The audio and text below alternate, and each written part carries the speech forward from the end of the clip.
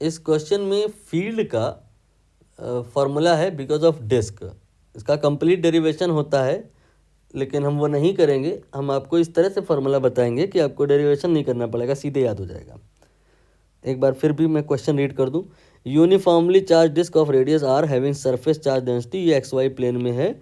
Z access में कोई point है, वहाँ पे फील्ड निकालनी है। ये कॉम्प्लेक्स से एक्सप्रेशन है, इनमें से एक सही है, कौन सा ये बताना है। तो चाहो तो आप एक्सेस बना लो, चाहो तो रहने दो, लेकिन मैं बना दे रहा हूँ क्योंकि थोड़ी सी कहानी 3D में जाएगी। एक्सेस नहीं बनाऊँगा तो समझ में नहीं आएगी। तो ये आपका जेड एक्सेस है, और ये आपका एक्स एक्सेस है, और ये वाई एक्सेस है। तो एक्स वाई प्लेन का मतलब समझ गए कौन सा प्लेन। अगर अभी भी नहीं समझे तो आप अपने घर का कोई रूम प्रिपेयर करो, इस तरह से एक रूम बना लो, और इस रूम में जो आपका लेफ्ट वाला दीवार है, उसी दीवार पे एक यू कैन से कोई डिस्क आपने चिपका दी है, और उस पर चार्ज है। यहाँ पे एक डिस्क है, या यहाँ पे एक डिस्क है।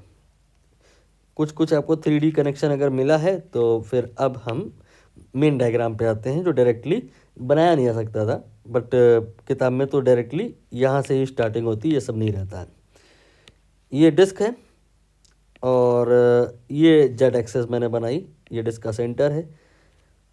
डिस्क आई होप आप समझ पा रहे हो कि एक्स वाई प्लेन में है।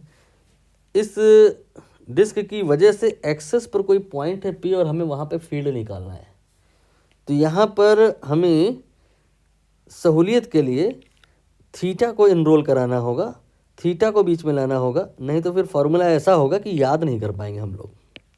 ये जो पॉइंट है, इसके लिए आप क्या करो, पी से 2 लाइनें बनाओ जो डिस्क के डायमीटर को टच करें। ये आपका पॉइंट ए है, डायमीटर ऐसे बनता है। A and B are the end point of the diameter. इन्हीं पॉइंट को पी से जोड़ना है। तो पी पर जैसे आप मान लो प्रेजेंट हो, एक बार ए को देखो, एक बार बी को देखो, तो आपको जितना ऊपर एंगल एलिवेट होना पड़ेगा, उतने नीचे क्या कहते हैं डिप्रेस होना पड़ेगा। ये एंगल थीटा के टर्म में फील्ड लिखेंगे तो काफ़ी आसान हो जाएगी। ये हो जाएगा sigma by 2 epsilon naught, then आगे 1 माइनस कॉस थीटा। ये आप याद करें इसी तरह से तो बेहतर रहेगा, नहीं तो फिर इतने कॉम्प्लेक्स एक्सप्रेशन है, भूल जाया करोगे कि 2 कहाँ होता है, जेड कहाँ होता है, पावर कितनी होती है। अब ये आप अगर याद करके जाओगे तो नेक्स्ट टाइम से जब ऐसा क्वेश्चन आएगा तो करना क्या रहेगा, बस कॉस थीटा की वैल्यू रखनी रहेगी।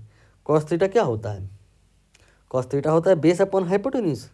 ये राइट एंगल आप ट्रायंगल फोकस करें, ये है बेस, इसे आप कहेंगे जेड, और ए से ओ तक ये है रेडियस, तो हाइपोटेन्यूज कितनी आ जाएगी, ये आ जाएगा Z square plus R square. परपेंडिक पाइथागोरस लगाई है मैंने। अब यहाँ पे कॉस थीटा की वैल्यू रख दें अगर, तो ये आ जाएगी Z divided by under root में Z square plus R square. देख लीजिए दूर से ही दिख रहा है, ये यहाँ पे पहला वाला जो ऑप्शन है जेड, ये है अंडर रूट में Z square plus R square, ये कॉस थीटा लिखा है, ये 1 लिखा है, 1 minus cos theta and here sigma by 2 epsilon not.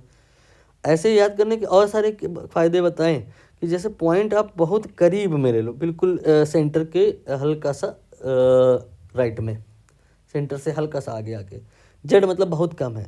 तो इस पॉइंट के लिए खास बात ये हो जाएगी कि जब आप ऊपर देखोगे तो आपको डिस्क ही डिस्क दिखाई देगी। ये वही वाली बात होगी कि चाइना वॉल के जस्ट आप नीचे खड़े होकर के वॉल के टॉप को देख रहे हो, दिखेगा ही नहीं। आपका जो एंगल होगा वो 90 हो जाएगा, डिस्क इनफाइनाइट हो जाएगी। यहाँ पे 90 रखोगे तो ये फैक्टर गायब हो जाएगा, सिग्मा बाई 2 एप्सिलॉन नॉट आ जाएगा। इनफाइनाइट सीट की वजह से फील्ड का फार्मूला यही होता है। ये तो ऊपर वाले फार्मूले से भी ज़्यादा इंपॉर्टेंट है। तो आपने कुल मिला के समझ आया होगा कि याद किस प्रकार से करने हैं चीज़ें।